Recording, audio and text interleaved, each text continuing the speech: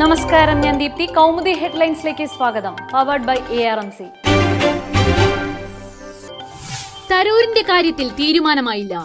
സുനന്ദ കേസിൽ ശശി തരൂരിനെ ചോദ്യം ചെയ്യുന്ന കാര്യത്തിൽ തീരുമാനമായില്ലെന്ന് ഡൽഹി പോലീസ് മേധാവി BS ബസി. സുനന്ദയുടെ ആന്തരാവയവ സാമ്പിളുകൾ പരിശോധനയ്ക്ക് ലണ്ടനിലേക്ക് അയച്ചിട്ടില്ല. തരൂരിന്റെ മെയിലിന് മറുപടിയില്ല. അന്വേഷണം പ്രാഥമിക ഘട്ടത്തിൽ, തീരുമാനമെടുക്കേണ്ടത് പ്രത്യേക അന്വേഷണ സംഘമെന്നും ബസി. ശശി തരൂരിനെ ചോദ്യം ചെയ്യാൻ ഡൽഹി പോലീസ് തയ്യാറെടുക്കുകയാണെന്ന് ദേശീയ മാധ്യമം റിപ്പോർട്ട് ചെയ്തു. തരൂരിനൊപ്പം പ്രമുഖ രാഷ്ട്രീയ നേതാവും പോലീസിന്റെ നിരീക്ഷണത്തിൽ. യുദ്ധം കൊതിക്കുന്ന ഉപദേശി. പാകിസ്ഥാനെ ആക്രമിക്കാൻ ഇന്ത്യ അഫ്ഗാനിസ്ഥാനെ ഉപയോഗിക്കുന്നതായി പാക് പ്രധാനമന്ത്രിയുടെ ഉപദേശകന്റെ ആരോപണം.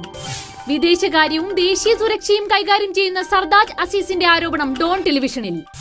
മോദി സർക്കാരിന് ഇന്ത്യ പാകിസ്ഥാൻ ഉഭയകക്ഷി ചർച്ചകളിൽ താൽപര്യമില്ല. കാശ്മീർ വിഷയത്തിൽ ഇന്ത്യക്ക് കീഴടങ്ങില്ലെന്നും സർദാജ് അസീസ്.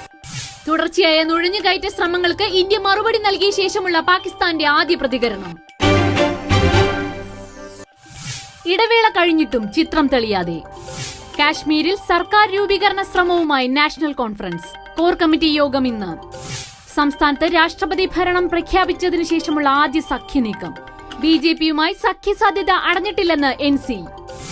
സർക്കാർ രൂപീകരണത്തിനുള്ള BJP-PDP ചർച്ചകൾ കരക്കെടുത്തില്ല. രാഷ്ട്രീയ അനിശ്ചിതത്വത്തിന് ഇനിയും പരിഹാരമില്ല.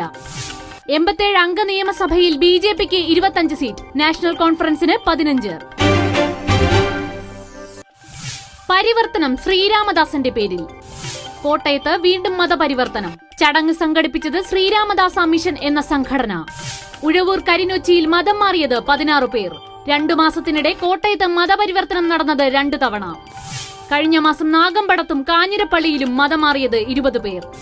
ഘർ വാപ്പസിയിൽ കേന്ദ്ര സർക്കാരിന്റെ മൗനത്തിൽ ലത്തീൻ കത്തോലിക്ക സഭ ആശങ്ക രേഖപ്പെടുത്തിയിരുന്നു.